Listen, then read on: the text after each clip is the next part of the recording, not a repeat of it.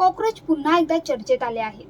पण यावेळी प्रश्न असा आहे की ते परत का आले आहेत? कारण त्यांना थेट देशाच्या शिक्षण मंत्र्यांचा राजीनामा हवा आहे. मित्रांनो, सध्या सोशल मीडियापासून ते टीव्ही डिबेटपर्यंत फक्त एकच चर्चा सुरू आहे. ती म्हणजे की कॉकरोच जनता पार्टीला फंडिंग कुठून मिळते.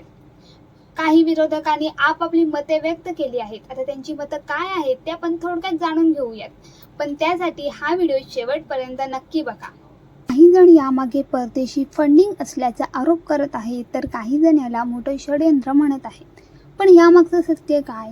या कथित परदेशी फंडिंग विरोधात दाखल झालेली जनहित याचिका अलाहाबाद हायकोर्टाने कार्यक्षेत्राच्या कारणावरून फेटाळून लावली. दुसरीकडे संस्थापकांनी इंस्टाग्रामचा डेटा सादर करत दावा केला की त्यांच्या 94% अधिक फॉलोअर्स हे भारतातील आहेत.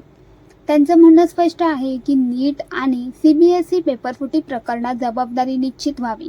शिक्षण मंत्री धर्मेंद्र प्रधान यांनी राजीनामा द्यावा आणि विद्यार्थ्यांच्या भविष्याची सुरक्षा व्हावी.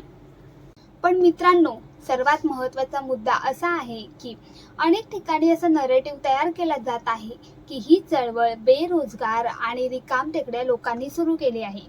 पण काही दिवसांपूर्वी 3 प्रवक्ते समोर आले. आता त्यांना पाहिल्यानंतर तुम्हीच सांगा की ही चळवळ कोणत्या अर्थाने रिकामटेकड्या किंवा बेरोजगार तरुणांनी चालू केली आहे. सौरव दास, इन्व्हेस्टिगेटिव्ह पत्रकार.